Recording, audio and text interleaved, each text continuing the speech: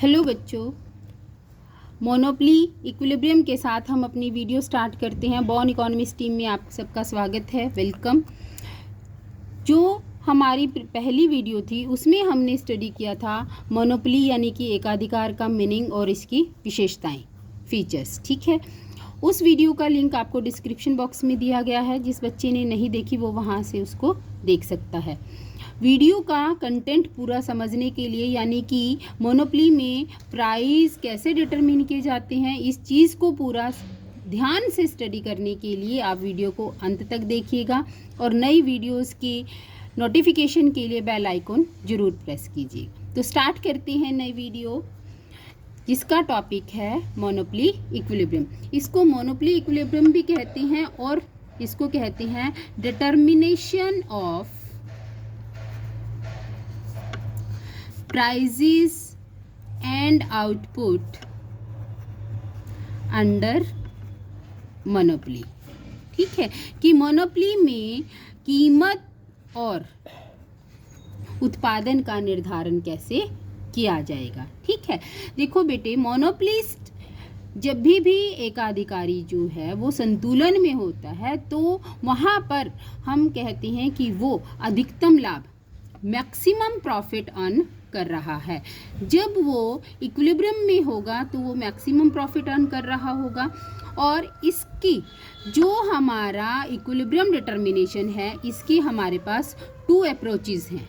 यानी कि मोनोपली का इक्विलिब्रियम जो है ना, वो हम 2 धारणाओं के अंदर स्टडी करते हैं। एक है आपका total revenue and total cost approach, total revenue and total cost approach.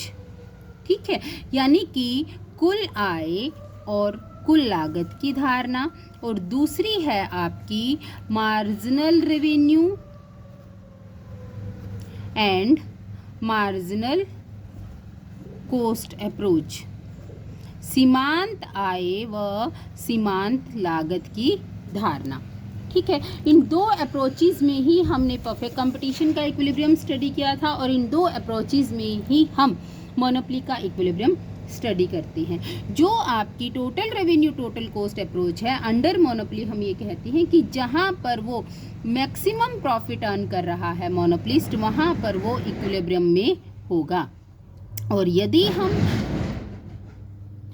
MR और MC, इसको MR-MC अप्रोच भी कहा जाता है। इस अप्रोच के अंदर हम मोनोपलिस्ट का इक्विलिब्रियम 2 केसेस में स्टडी करते हैं। एक है आपका अल्पकाल यानी कि शॉर्ट रन और एक है आपका दीर्घकाल यानी कि लॉन्ग रन।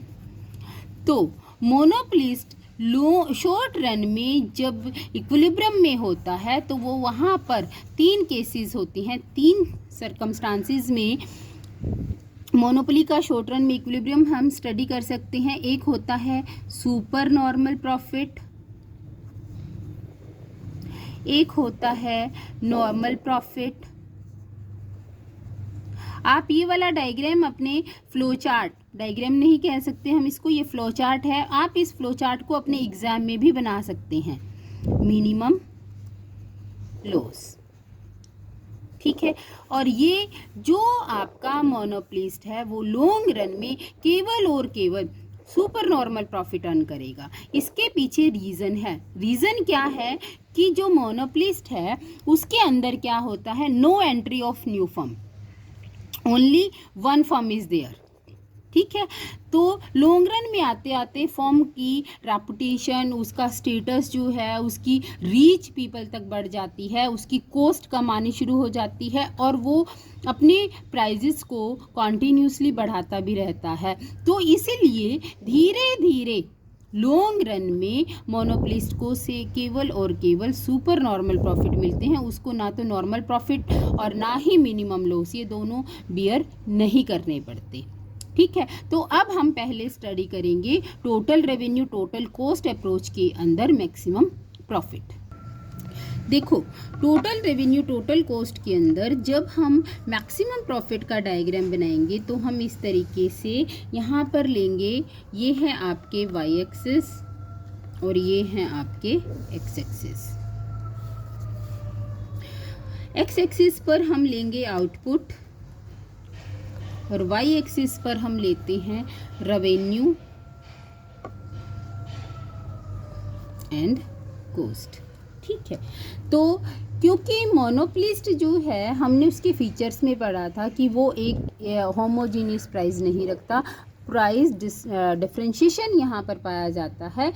इस price discrimination, not differentiation, discrimination पाया जाता है, जिसके कारण से जो परफेक्ट कंपटीशन में हमने पढ़ा था कि टोटल रेवेन्यू कर्व जो है वो स्ट्रेट लाइन में होता है। इसका मतलब है कि जो आपकी हर कॉमोडिटी जो है वो इक्वल प्राइजेस पर सेल की गई है।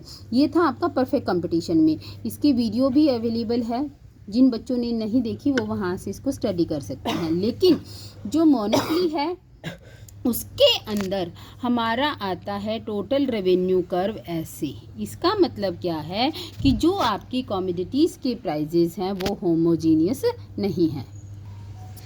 अब हम ड्रॉ करेंगे total cost curve. Total cost curve जो है वो हमारा ऐसे ही होगा, क्योंकि ये आपकी फिक्स कॉस्ट है और ये आपकी हम ऐड कर रहे हैं उसके अंदर वेरिएबल कॉस्ट, जिसके कारण टोटल कॉस्ट कर्व जो है वो पहले इंक्रीजिंग होता है, फिर धीरे धीरे डाउनवर्ड होने के बाद मिनिमम पॉइंट पर पहुंचने के बाद फिर से बढ़ना शुरू कर देता है। ठीक है, इसका रीज़न क्या है कि जहाँ पर वो मिनिमम होता है वहाँ पर हम अपने रिसोर्सेज का फुलर यूटिलाइजेशन कर रहे हैं। उसके बाद जब हम रिसोर्सेज का ओवर यूटिलाइजेशन करते हैं या फिर एडिशनल यूनिट्स जो है अप्लाई करना शुरू कर देते हैं, जिसकी वजह से कॉस्ट इंक्रीज़ करना स्टार्ट कर देती है बजाय के डिक्रीज़ करने के। तो जहाँ जहाँ पर आपके total revenue total cost curve एक दूसरे को टच करते हैं, इन पॉइंट्स के नाम है E1 एंड E2।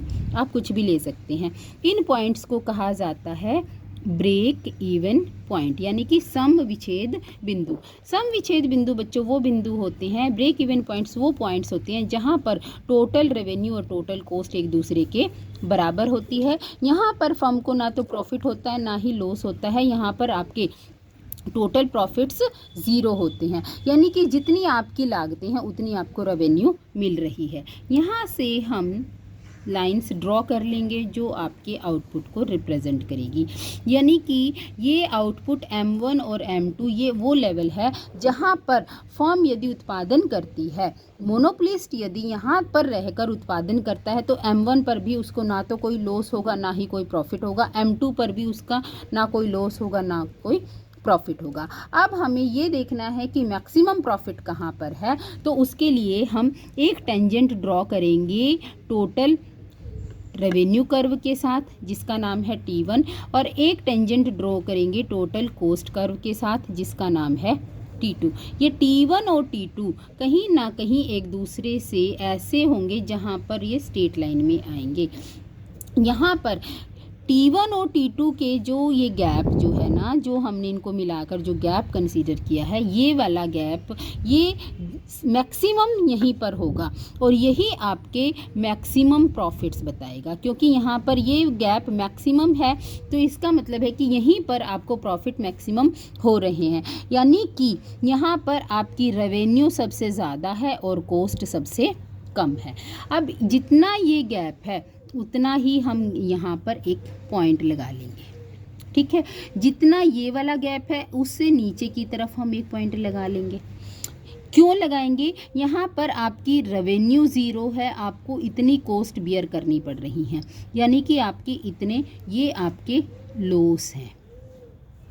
ये वाला गैप वो है, ये पोर्शन, ये वाला पोर्शन वो है जहाँ पर आपकी कॉस्ट ज़्यादा है और रेवेन्यू कम है। ये वाला पोर्शन भी आपका वो है जहाँ पर आपकी कॉस्ट ज़्यादा है और रेवेन्यू कम है। ये वाला पोर्शन आपका सारा वो है जहाँ पर आपकी कॉस्ट कम है और रेवेन्यू ज़्यादा है। इस वजह से यहीं पर इस पोर्शन में ही आपको प्रॉफिट्स हो रहे हैं, लेकिन मैक्सिमम प्रॉफिट आपको यहाँ पर हो रहे हैं।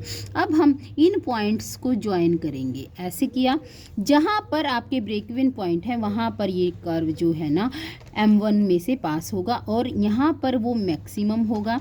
उसके बाद आपका ये धीरे धीरे डाउन चला आता हुआ M2 में से पास होगा। ये है आपका टोटल प्रॉफिट कर्व। ये थोड़ा सा टेक्निकल है, इसको ध्यान से बनाना। ये भी लॉस को रिप्रेजेंट कर रहा है, ये भी लॉस को रिप्रेजेंट कर रहा है। ये एरिया प्रॉफिट्स का है, लेकिन मैक्सिमम प्रॉफिट जो है ना वो आपके पॉइंट एम पर है, मैक्सिमम प्रॉफिट्स। और यहाँ पर मैक्सिमम प्रॉफिट है और यहीं पर ही मोनोपोलिस्ट का होगा equilibrium under total revenue and total cost approach. ठीक है, इसके बाद अब हम स्टडी करेंगे equilibrium under marginal revenue and marginal cost approach.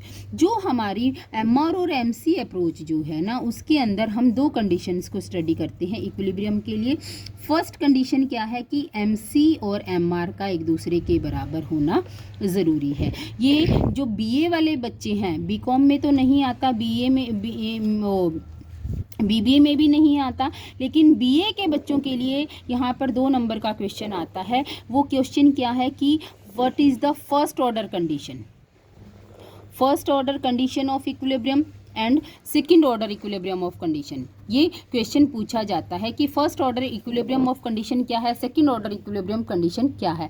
तो एमआर एमसी के जहाँ पर बराबर होती है वो होती है आपकी फर्स्ट ऑर्डर कंडीशन, और इसको हम नेसेसरी आवश्यक शर्त भी कहते हैं। ठीक है, सेकंड कंडीशन क्या है, MC cuts MR from below. ये आपकी सेकंड ऑर्डर कंडीशन है। ठीक है, और इसको हम सफिशिएंट यानी कि पर्याप्त शर्त, सफिशिएंट कंडीशन भी कहते हैं। ठीक है, तो बीए के बच्चों के लिए ये क्वेश्चन बहुत ही ज़रूरी है, बहुत ही इंपॉर्टेंट है 2 मार्क्स के लिए। What is the first order condition of equilibrium, what is the second order condition of equilibrium. First order condition MC MR के बराबर है, सेकंड ऑर्डर कंडीशन है MC cuts MR from below. अब हम इसको डायग्रामेटिकली स्टडी करेंगे। अब हम पढ़ रहे हैं पहले सुपर नॉर्मल प्रॉफिट। देखिए सुपर नॉर्मल प्रॉफिट का डायग्राम कैसे बनाना है, ये बिल्कुल ध्यान से बनाना आपको और बहुत सफाई के साथ। मार्क्स जो है वो डायग्राम के हैं, लिखने के नहीं होते। लिखने में तो आप 3 लाइनों में भी एक्सप्लेन कर देंगे तब भी चलेगा, बट डायग्राम की क्लैरिटी बहुत ही ज़रूरी है। ठीक है, तो ये आपका सबसे पहले है AR और MR approach. This is your AR and this is your MR। मेरे साथ साथ ड्रॉ कीजिए, आपको बहुत मज़ा आएगा करने में। ठीक है, फिर हम सबसे पहले ड्रॉ करेंगे MC। ठीक, MC ड्रॉ करने के बाद सबसे पहले आपने प्लॉट करना है इक्विलिब्रियम। इक्विलिब्रियम प्लॉट करने के बाद आप प्लॉट करेंगे, फाइंड आउट करेंगे लेवल ऑफ आउटपुट, और जहां पर इक्विलिब्रियम वाली लाइन एवरेज रेवेन्यू कर्व को टच करती है वहां से आप निकाल लेंगे अपनी रेवेन्यू। Is it clear? यहाँ तक चाहे सुपर नॉर्मल प्रॉफिट हो, चाहे आपके नॉर्मल प्रॉफिट हो, और चाहे आपके मिनिमम लॉस हो, डायग्राम बिल्कुल सेम रहेगा। ये हम पढ़ रहे हैं शॉर्ट रन इक्विलिब्रियम।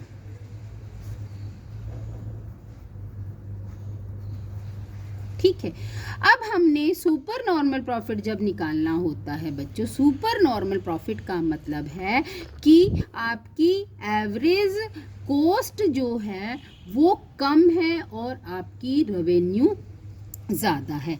देखिए एक बात का याद रखने है ध्यान कि जो हमारी एमसी और एमआर है इनका काम वहीं तक होता है जब हमने इक्विलिब्रियम निकालना है। अब हमारे प्रॉफिट और लॉस जो हम निकालते हैं वहाँ पर हम एमसी एमआर का यूज़ नहीं करते, वहाँ पर सिर्फ हम एसी और एआर का यूज़ करते हैं। एमसी एमआर का रोल इक्विलिब्रियम के बाद ख़त्म हो जाता है, ये याद रखना। ठीक है, अब हमने क्या कहा कि एसी कम है और एआर ज़्यादा है। ये आपकी एआर है, एसी कहाँ है? इससे नीचे, इसके नीचे हम AC कर्व ड्रॉ कर देंगे।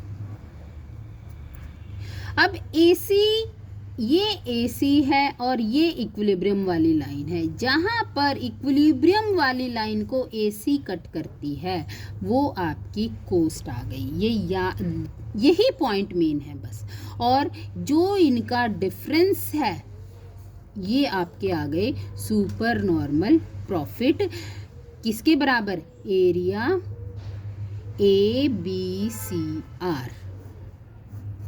ठीक है, अब हम बात करते हैं नॉर्मल प्रॉफिट्स की। देखो ध्यान से देखना, बिल्कुल आपको इतनी प्रैक्टिस होनी चाहिए कि जो आपके ये एक्स एक्सिस और वाई एक्सिस जो हैं ये बिल्कुल स्ट्रेट लाइन में आए। ठीक है, प्रैक्टिस बहुत अच्छे से कर लेना इनकी। ये AR और ये आपकी ये पहले वाली AR, नीचे वाली MR और ये आपकी MC, और ये आपका जहाँ पर MC MR को नीचे से कट कर रही है वहाँ पर वो एक दूसरे के बराबर हैं, ये है इक्विलिब्रियम, और ये आपका आउटपुट। यहाँ से आपने निकाल ली रेवेन्यू। देखो ये वाली चीज़ और ये वाली चीज़ यहाँ तक बिल्कुल सेम थी। अब हमने नॉर्मल प्रॉफिट जब लेते हैं तो वहाँ पर हम कहते हैं AC AR के बराबर है। देखो बेटे AR जो है ना बेसिकली वो क्या होते हैं, प्राइजेज होते हैं। कैसे, जैसे टोटल रेवेन्यू का हम फार्मूला लिखते हैं P इंटू Q। AR क्या होती है, TR divided by Q। TR की वैल्यू है P into Q divided by Q। इससे ये कैंसिल हो गया तो AR किसके बराबर हो गई, वो हो गई P के बराबर। तो एवरेज रेवेन्यू और प्राइजेज एक दूसरे के बराबर होते हैं जनरली। जब हम एवरेज रेवेन्यू यानी कि प्राइजेज डिसाइड करते हैं तो उसमें कुछ nominal part of profit already include होता है जिसको कि हम नॉर्मल प्रॉफिट कहते हैं। इसीलिए नॉर्मल प्रॉफिट के केस में AR और AC एक दूसरे के बराबर होते हैं। ये AR और इस जहाँ पर आपका AR कर्व है वहीं पर हम AC का मिनिमम पॉइंट से उसको टेंजेंट कर देते हैं। यहाँ पर आपको इस पॉइंट पर मिलेंगे नॉर्मल प्रॉफिट। नॉर्मल प्रॉफिट्स के केस में AR AC के बराबर है। अब हम बात करते हैं third, minimum loss. Minimum loss के लिए भी पहले हम वही स्ट्रेट लाइन में डायग्राम में लाइंस ड्रॉ करेंगे, एक्स एक्सिस और Y axis, revenue and cost, और ये है आपका आउटपुट। उसी तरीके से पहले ड्रॉ करेंगे MR, फिर ड्रॉ करेंगे AR, MR और AR, फिर हमने ड्रॉ की MC जहाँ पर MR को कट कर रही है वहाँ पर है आपका इक्विलिब्रियम, और वहीं से हम निकालेंगे आउटपुट, और ये आपके आ गए रेवेन्यू यानी कि प्राइसेस। ठीक है, अब हम मिनिमम लॉस में हम कहते हैं कि आपकी जो एवरेज रेवेन्यू है वो कम है, एवरेज कॉस्ट ज़्यादा है, लेकिन हम यहाँ पर एक कंडीशन क्या लगाते हैं, average variable cost is equal to the average revenue. अब हमने पहले क्या कहा, एवरेज कॉस्ट ज़्यादा है, रेवेन्यू कम है। ये एवरेज रेवेन्यू है, इससे ऊपर आपकी आ गई एवरेज कॉस्ट, लेकिन हमें क्या मिल रही है, एवरेज वेरिएबल कॉस्ट किसके बराबर है, एवरेज रेवेन्यू के। एक और कर्व ड्रॉ करेंगे जिसको हम कह देंगे एवरेज वेरिएबल कॉस्ट। ठीक है, ये आपकी AC हैं, ये आपकी ABC हैं, इनके बीच का जो ये डिफरेंस है ये क्या है, ये AFC है।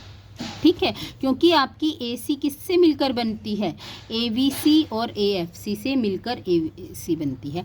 अब आपको AC में से ABC मिल रही हैं, आपको क्या नहीं मिल रहा, AFC नहीं मिल रही, यानी कि AFC किसके बराबर है, AC minus ABC।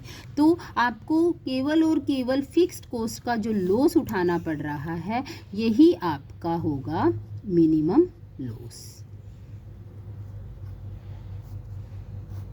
Minimum loss ये था आपका शॉर्ट रन में मोनोपोली का equilibrium under MC and MR approach. अब हम पढ़ेंगे लॉन्ग रन में फर्म का इक्विलिब्रियम। लॉन्ग रन में जो मोनोपोलिस्ट का इक्विलिब्रियम होता है वहाँ पर आपको मिलते हैं सुपर नॉर्मल प्रॉफिट। तो सुपर नॉर्मल प्रॉफिट वाला डायग्राम बनेगा, सिर्फ हमें यहाँ पर क्या शो करना है, लॉन्ग रन की marginal cost and long run की एवरेज कॉस्ट। ठीक है, तो ये आपकी रेवेन्यू एंड कॉस्ट आ गई। AR और MR पे कोई फ़र्क नहीं पड़ना, AR और MR एज इट इज़, ये आपकी AR, ये आपकी MR। ठीक है, हम पहले लॉन्ग रन की MC बनाएंगे। यहाँ पे शॉर्ट रन की जो MC है ये थोड़ी सी स्टीपर है, इसको हम थोड़ी सी फ्लैटर बना देंगे। ये आपकी आ गई लॉन्ग रन की एमसी। जहाँ पर ये कट कर रही है वहाँ पर इक्विलिब्रियम, ये आपका आउटपुट और ये आपकी आ गई रेवेन्यू। अब हम बनाएंगे लॉन्ग रन की एसी। शॉर्ट रन की एसी हमारी थोड़ी सी जैसे हमने पढ़ा हुआ है कोस्ट कर्व में कि ये शॉर्ट रन की एसी है, लॉन्ग रन की एसी इसको कवर करते हुए बनती है, यानी कि वो क्या है, फ्लैटर है। तो यहाँ पर भी हम लॉन्ग रन का जो एसी कर्व बनाएंगे, हमें क्योंकि सुपर नॉर्मल प्रॉफिट के केस में यहाँ पर हमें मिलेंगे सुपर नॉर्मल प्रॉफिट, और सुपर नॉर्मल प्रॉफिट में केस में क्या होता है, AC is greater than AR. तो लॉन्ग रन की एसी जो है वो एआर से ज़्यादा है। तो यहाँ पर हम लॉन्ग रन की एसी ऐसे बनाएंगे। This is long run AC curve. ये आपका ए पॉइंट है, यहाँ पर ये इसको कट कर रही है, ये पॉइंट बी हो गया, ये कोस्ट हो गई, और ये आपके आ गई लॉन्ग रन में equilibrium of firm when the firm under monopoly is getting super normal profit. तो आप इसको ध्यान से स्टडी करते रहिए। नेक्स्ट वीडियो में हम स्टडी करेंगे discriminatory monopoly. Have a nice day.